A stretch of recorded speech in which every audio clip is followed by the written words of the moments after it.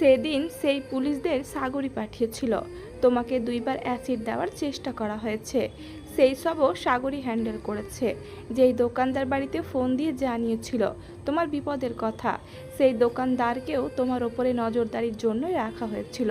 তোমার বাবা চাচা সিলেট থেকে ফেরার পথে ভয়ানক অ্যাক্সিডেন্টের শিকার হয়েছিল, সেখানেও সাগরই তাদের সেভ করেছে। সে দূরে থাকলেও তোমাদের ওপরে তার শকুনের ন্যায় দৃষ্টি সর্বদা ছিল। উষাসহ উপস্থিত সকলের হতভম্ব দৃষ্টি গালিবের ওপরে। নেহাল আবারও ব্যর্থ চেষ্টা চালায়। আচ্ছা হয়েছে, বাকি কথা না হয় সাগরই সবাইকে বলবে, তুই আপাতত চুপ যা। সৃজন ভূঁইয়া নেহালের কথা শুনে শান্তি পেলেন না। সাগর সবকিছু স্বীকার করার পরেও ছেলের ওপরে আলাদাই একটা রাগ ক্ষোভ ছিল ওনার। এখন সত্যিটা জানা আসলেই খুব দরকার তাদের সকলের। সৃজন ভূঁইয়া আর উষা একসাথে বলে উঠল, থামবে না গালিব, যা বলার সব বলো। আমার ছেলেটা চাপা স্বভাবের, তাই বলেনি, বা না বলার পেছনে কোনো উদ্দেশ্য নিশ্চয় আছে। হ্যাঁ গালিব ভাইয়া, আপনি বলেন, আমি সবটা জানতে চাই। ঠিক বলেছেন আঙ্কেল, উদ্দেশ্য তো ছিলই, আর সেটা হলো আপনাদের প্রিয় ভাতিজি নিরাপত্তার জন্য এবং পরিবারের জন্য। দেখো বাবা, আমরা এমনিতেই চিন্তিত, তুমি প্লিজ সব কিছু খুলে বলো, থামার দরকার নেই। নাবিল ভাইয়া অধৈর্য স্বরে বললেন কথাটা। তাদের উপরে কারা হামলা করবে, তাও ইচ্ছাকৃতভাবে, বিষয়টা খুব ভাবাচ্ছে ওনাকে। ব্যবসার খাতিরে শত্রু থাকবে, এটাই স্বাভাবিক নয় কি? কিন্তু একদম মার্ডারের প্ল্যান করবে এমন শত্রু তো তাদের জানা মতে নেই। লিপি বেগম মারিয়া জামানের কাঁধে মাথা রেখে বসে আছেন, চোখ দুটি ভেজা। নাবিলা ভূঁইয়াও পাশে বসা।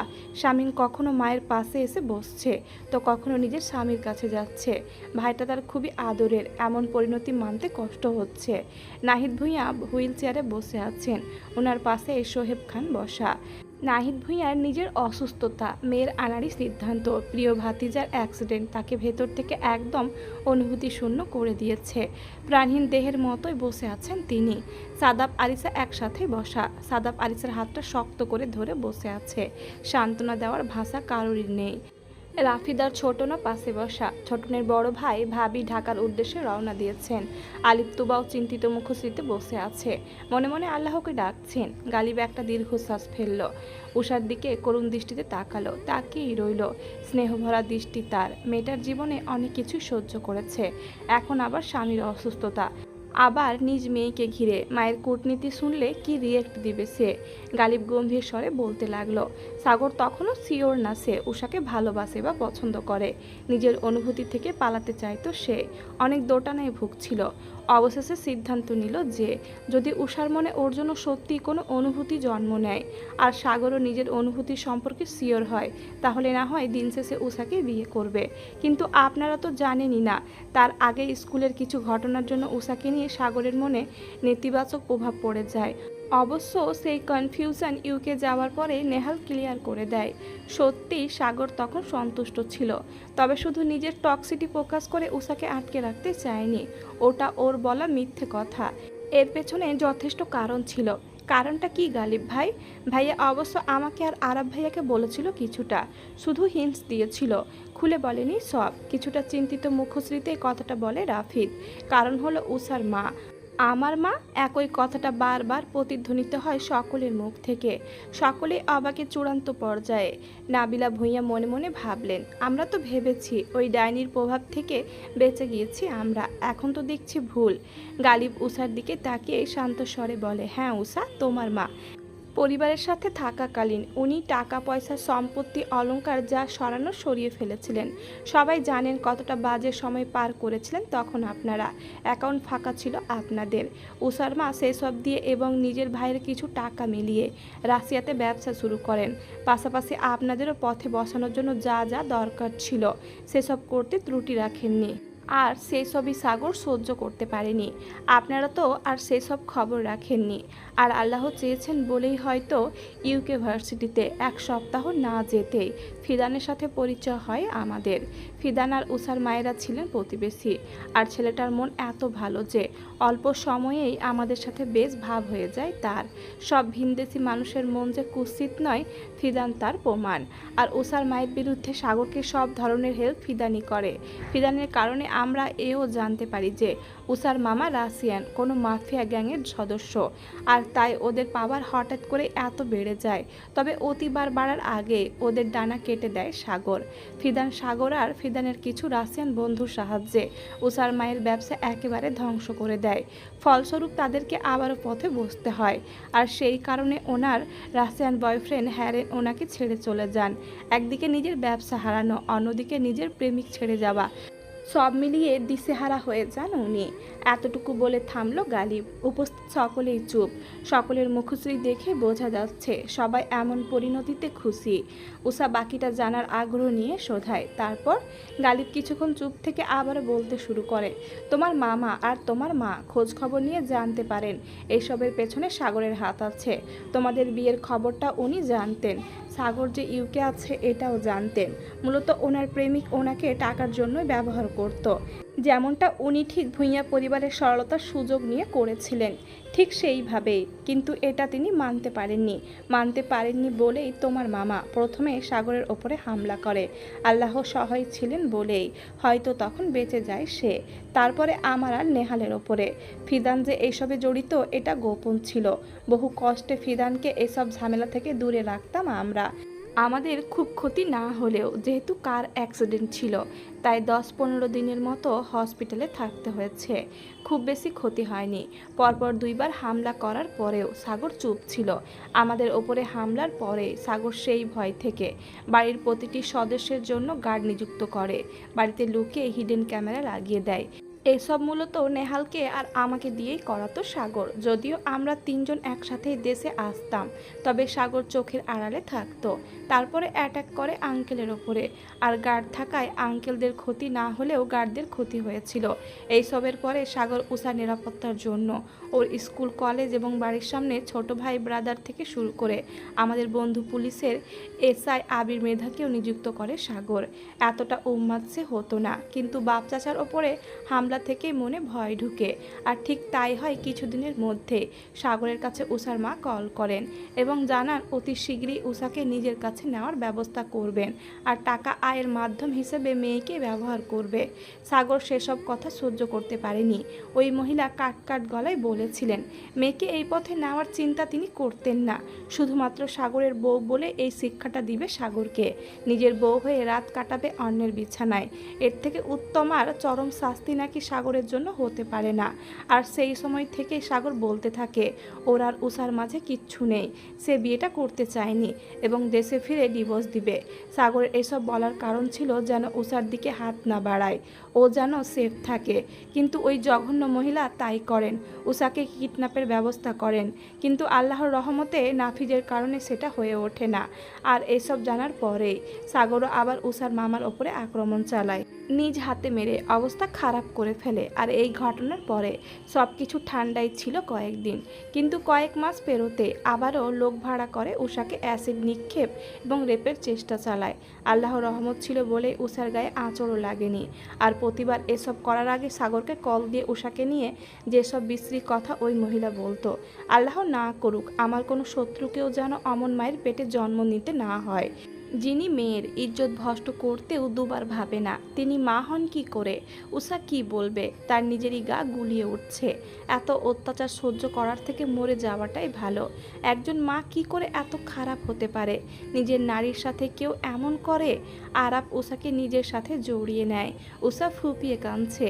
মেয়েটা কেন ভালোবাসা পায় না? ছোটবেলায় কিছুদিনের জন্য বাবার ভালোবাসা থেকে বঞ্চিত ছিল, তারপরে নিজের ভালোবাসার মানুষের থেকে। ভালোবাসা পাওয়ার বদলে পেতে হয়েছে মিথ্যা অপমান। আর কত সহ্য করবে? এমন মায়ের গর্ভে জন্মগ্রহণ করার চেয়ে মৃত্যুই উত্তম ছিল। ওই গর্ভ থেকে সে মৃত জন্ম নিলে কি এমন ক্ষতি হতো? নাহিদ ভূঁইয়ার হুঁশ ফিরে মেয়ের কান্না দেখে এগিয়ে যায় মেয়ের দিকে।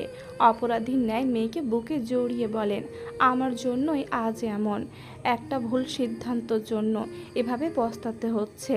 নাহিদ ভূঁইয়া বর্তমানে অনেকটাই সুস্থ, কথা বলতে গেলে আর আটকায় না, তবে ভুল উচ্চারণ করেন।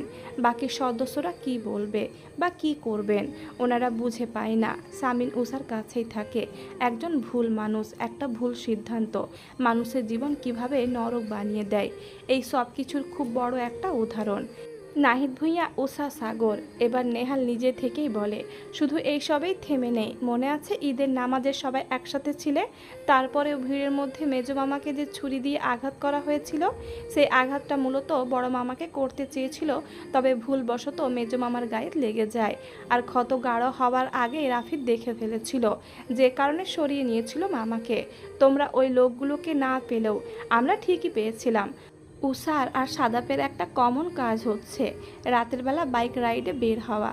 বিশ্বাস করো, ওই দিন সাগর চিন্তায় পাগল হয়ে যেত। কখন কোন বিপদ হয়ে যায় বলা যায় না। বাড়িতে সেফলি না ফেরা অবধি তার পাগলামো চলতো। তবে আশ্চর্যজনকভাবে কখনো এই সময়টাতে ওদের ওপরে হামলা চালানো হয়নি। সাগর ফোনে বা পরিচিত সবার সাথেই বলতো যে দেশে এসে উষাকে ডিভোর্স দিবে, যেন এই কথাটা আশেপাশে সবাই জানতে পারে। অন্তত এসব গসিপ থেকেও যেন কথাগুলো ওর মায়ের কাছে পৌঁছায়। ওই মহিলা ওইগুলো বিশ্বাস করতেন না। তাই সাগর প্রায় বলতো যে সে ভিনদেশি মেয়ে খুঁজছে, বিয়ে করবে বলে, ওখানেই সেটেল হবে।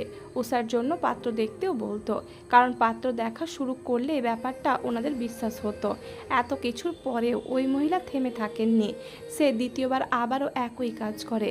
কিন্তু কি বলবো, আমাদের পুরো পরিবারের ওপরে আল্লাহর রহমত ছিল, না হলে বারবার এত বড় বড় বিপদ থেকে কি করে বেঁচে যেতাম।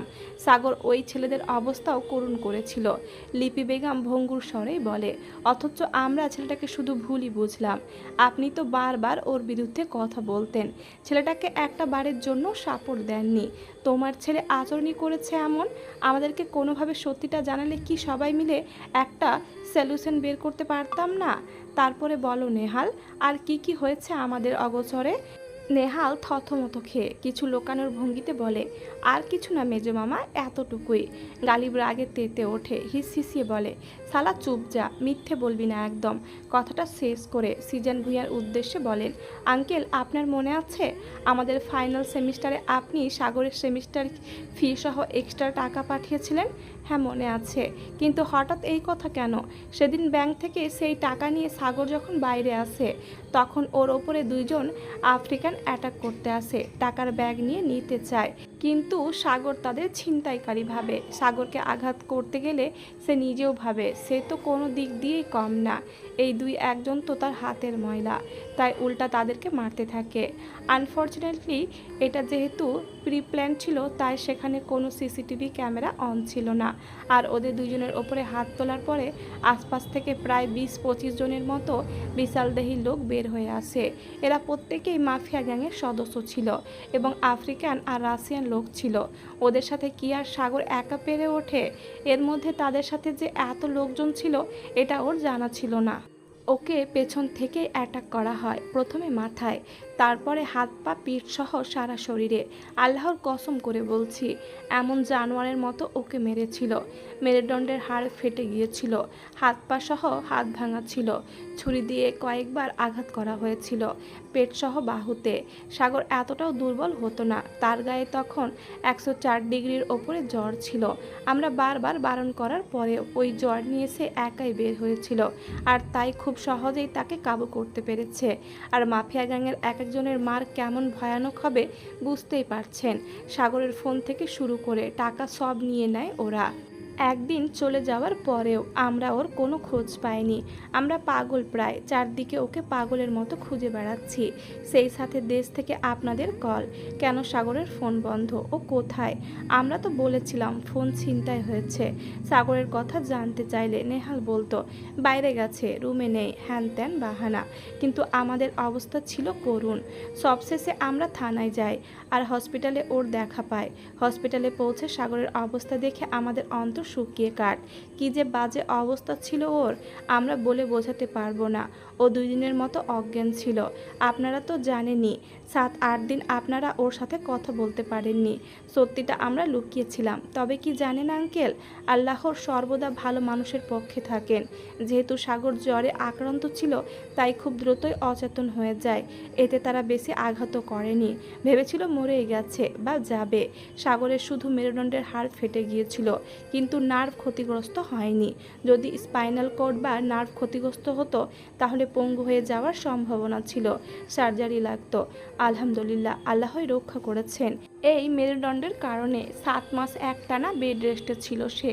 ছেলেটা একা একাই লড়ে গেছে, মৃত্যুর মুখ থেকে বারবার ফিরে এসেছে। এই পর্যায়ে লিপি বেগম আর স্বামীন হাওমাও করে কেঁদে ওঠেন।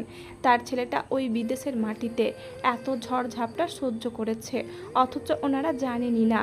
সিজান ভূঁইয়া নিজেও কাঁদছেন নিঃশব্দে। নাবিলা ভূঁইয়া, নাবিল ভূঁইয়া, মারিয়া জামান, রাফিদ, সকলের চোখে জল। রাফিদের বুকটাই মোচড় দিয়ে উঠছে। তার ভাইকে এত ভালো হতে কে বলেছে? গালিব সকলের মরা কান্নাকাটি দেখে কিছুক্ষণ স্তব্ধ থাকে। লিপি বেগম নেহালের গলা জড়িয়ে ধরে কান্নারত অবস্থায় বলে, আমার ছেলেটা ওখানে এত কষ্ট করেছে, সে না হয় না বলল, তুইও একটাবার সত্যিটা বললি না, এভাবে ধোকা দিলি, তোর বুক কাঁপলো না? আমার ছেলেটা বাবা মাহীন কতটা কষ্ট করেছে সেখানে। আমার কলিজা ফেটে যাচ্ছে বাপ, ছেলের এত কষ্ট নিজ চোখে দেখার আগে আমার মৃত্যু কেন হলো না? নেহাল নিশ্চুপ, তার চোখেও টলমল করছে জল। সামিন, তুবা উষাকে জড়িয়ে ধরে কাঁদছে। উষা যেন আর নিজের মধ্যে নেই। এত ভুল বুঝলো তার সাগর ভাইকে। সবশেষে যখন সব ঠিক করতে চাইলো, তখন এত কষ্ট দিয়ে ফেললো। এই মুখ কিভাবে দেখাবে সে? কিভাবে নিজের অপরাধ ঢেকে ওই মহান ব্যক্তির সামনে দাঁড়াবে? আল্লাহর পরে যে ব্যক্তি তাকে নিরাপত্তা দিয়ে গেছে, ভালোবেসেছে আনকন্ডিশনলি। গালিব লিপি বেগমের উত্তরে বলল, বলবে কি করে চাচিমা? আপনার ছেলের বারণ ছিল যে। জিজ্ঞেস করুন উষাকে, সে সব স্বীকার করলেও এসব স্বীকার করেছে কিনা। করেনি, তাই তো আমি বললাম। তারপর গালিব উষার সামনে গিয়ে হাঁটু মুড়ে নিচে বসে পড়ে। খুব শান্ত কণ্ঠে বলে, উষা, তোমার সাগর ভাই তোমাকে অনেক ভালোবাসে, তুমি কল্পনাও করতে পারবে না। একবার এও ভাবলে না যে সাগরের মনে যদি অন্যায় কিছু থাকতো, তাহলে কি নেহাল চুপ থাকতে পারতো? দেখো, সাগর দেশে এসে ডিভোর্সের জন্য অ্যাপ্লাই করতো না, ওর ভয় ছিল ও দেশে থাকলে তুমি ওর কাছাকাছি থাকবে, আর এই সুযোগেই যদি তোমার ক্ষতি করে। তোমাকে উনি প্রস্টিটিউট বানাতে চেয়েছেন, এই কারণেই ওর ভয় ছিল বেশি, কখন কিভাবে তুলে নিয়ে যায়। তাই একা ছাড়তো না তোমাকে, শকুনেরা ন্যায় দৃষ্টি রাখতো সবসময়। সে তোমার মাকে বিশ্বাস করানোর জন্য ডিভোর্সের জন্য অ্যাপ্লাই করেছিল, তারপর তোমার জন্য পাত্র খুঁজতেও বলে।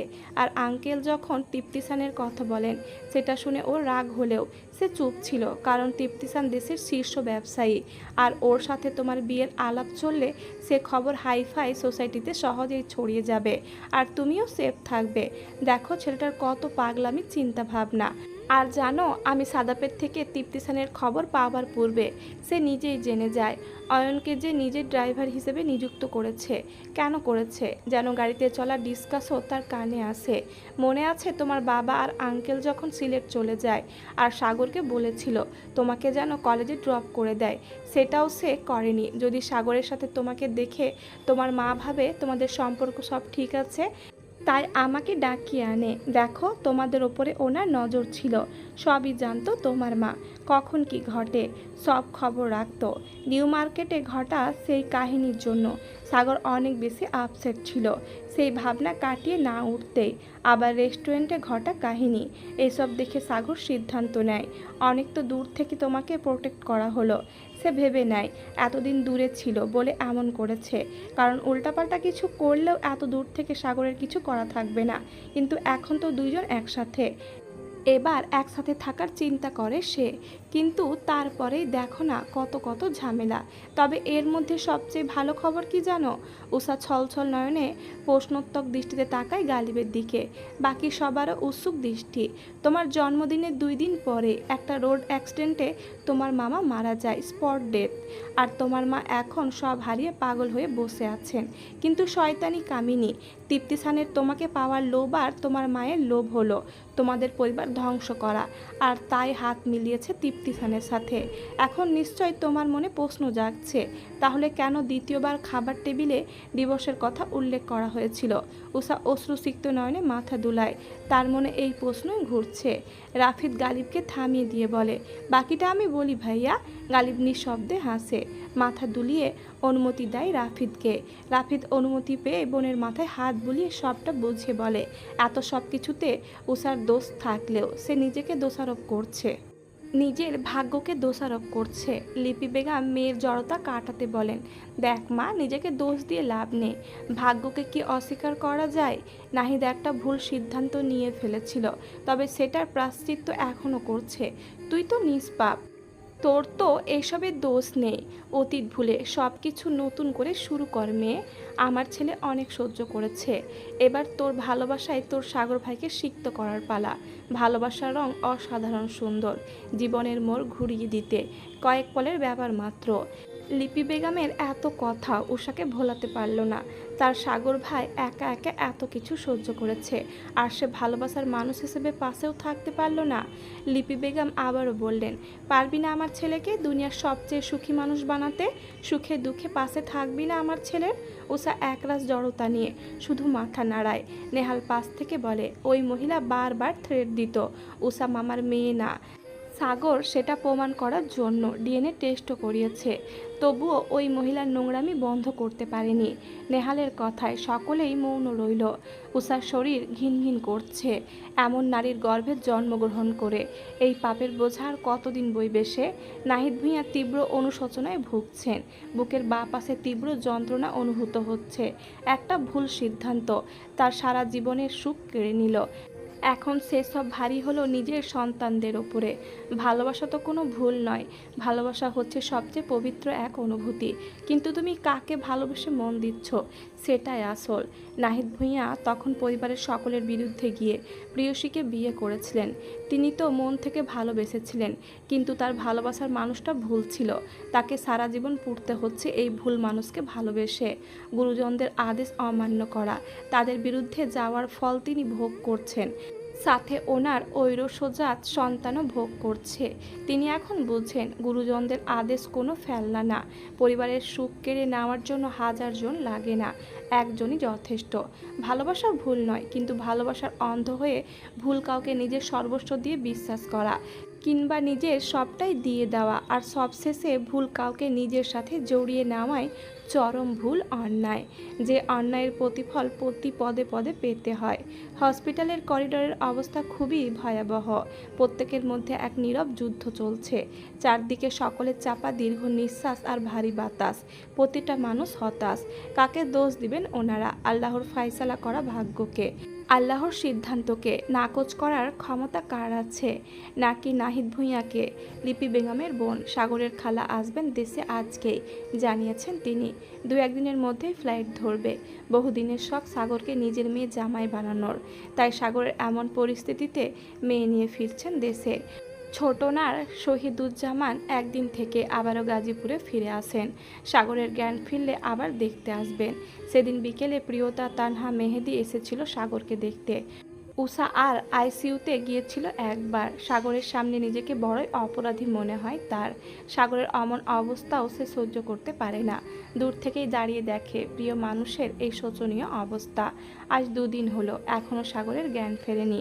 আইসিইউতে আছে সে এখনও। ডাক্তাররা তাদের সর্বোচ্চ চেষ্টা করে যাচ্ছেন, বাকিটা আল্লাহর হাতে। আল্লাহর বান্দাকে তিনি সুস্থভাবে ফিরিয়ে দিবেন কি না সেটা ওপরওয়ালাই জানেন।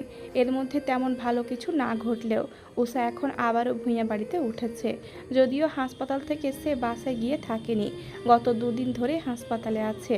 দুপুরে শুধু একবার যায়, গিয়ে ফ্রেশ হয়ে আসে।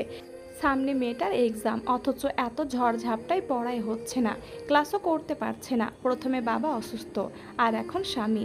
বিপদ আপদ কি বলে কয়ে আসে? ও হ্যাঁ, ভালো কিছু তো অবশ্যই হয়েছে। তৃপ্তিসানকে রিমান্ডে নেওয়া হয়েছে। যদিও সাগর বেঁচে ফিরতে পারলে সে নিজেই দেখে নিত ওই নর্মদার কিটকে, কিন্তু তার আগেই পরিবারের লোক তাকে পুলিশে ধরিয়ে দেয়। আর ঝোট ঝামেলা কেউ চান না। তবে উষার মায়ের হিসাব নাহিদ ভূঁইয়া মেটাবেন বলে তুলে রেখেছেন, নয়তো সাগর নিজেই ওই কাপুরুষকে দেখত। কাপুরুষের মতো পিঠ পিছে আঘাত না করে সামনে এসে করত। নিজের মুরদ নেই বলে লোক ভাড়া করে আক্রমণ করেছে। অবশ্য তৃপ্তিসার নিজেও বুঝতে পারেনি তার ভাড়া করা লোক এত দ্রুত গুলি চালিয়ে বসবে। চারদিকের আবহাওয়া জানান দিচ্ছে গোধূলি লগ্নের। পশ্চিম আকাশের সূর্যটা একটু একটু করে হেলে পড়ছে। প্রিয়তা, তানহা এই বেলায় হসপিটালে এলো। বান্ধবীর এমন পরিস্থিতিতে যতটা সম্ভব মানসিকভাবে সাপোর্ট দিয়ে যাচ্ছে তারা। রোজই আসে হসপিটালে। ঘণ্টাখানেক থাকার পরে আরাফি পৌঁছে দেয় তাদের। আজকেও তাই হলো। ঘড়ির কাঁটায় যখন 7টা, আরাফ তখন তানহাদের বাসায় পৌঁছে দিতে বের হয়েছে। ওরা 3 জন পার্কিং লটে আসতেই গালিবও সেখানে উপস্থিত হয়। সেদিন ভাব দেখাতে গিয়ে মেয়েটার থেকে আর জানা হয়নি কি বলতে চেয়েছিল সে। উষা বলেছিল গুরুত্বপূর্ণ কিছু, আজকে না হয় জেনে নিবে। গালিব হালকা করে গলা ছেড়ে শান্ত স্বরে বলে, আরাপ তুই বরং তানহাকে পৌঁছে দিয়ে আয়, আমি প্রিয়তাকে পৌঁছে দিই। দুজন একসাথে গেলে তোরা একটু সুযোগও পাবি আলাদাভাবে সময় কাটানোর। এত ঝামেলায় তো আর দুইজনের একসাথে সময় কাটানো হচ্ছে না। প্রিয়তা আর তানহা অবিশ্বাস্য চোখে চোখ বড় বড় করে তাকিয়ে আছে। এই কি বলছে এই ছেলে, মতলব কি ব্যাটার? আরাফ নিজেও সনিগ্ধ দৃষ্টিতে তাকিয়ে আছে গালিবের দিকে, সন্দেহ নিয়ে বলে, আজকে আমার সুবিধা অসুবিধা দেখছো? স্ট্রেঞ্জ। সূর্য কোন দিক দিয়ে উঠলো আমাকে এক্সাম্পল হিসেবে ব্যবহার না করে বললেই হয় নিজের সময় কাটাতে চাও। আর মেন্টালি স্টেবেলও না আমরা এখন। ছি ছি আরাপ, এমনটা ভাবতে পারলি? এর জন্যই বলে মানুষের উপকার করতে নেই। ভাই হয়ে ভাইয়ের কষ্ট বুঝবো না? একটু সুযোগ করে দিতে চাইলাম, আর তুই কি ভেবে বসলি? এমন ভাবিস আমাকে? না না, তুমি তো সুফি আউলিয়া, মক্কার খেজুর, এমন ভাবতেই পারি না আমি। আচ্ছা দেখো, প্রিয়তা রাজি হলে আমার না করার মানে নেই। প্রিয়তা কি যাবে ভাইয়ার সাথে? যেতে চাও? তানহা প্রিয়তাকে চোখে কিছু একটা ইশারা করে বোঝালো।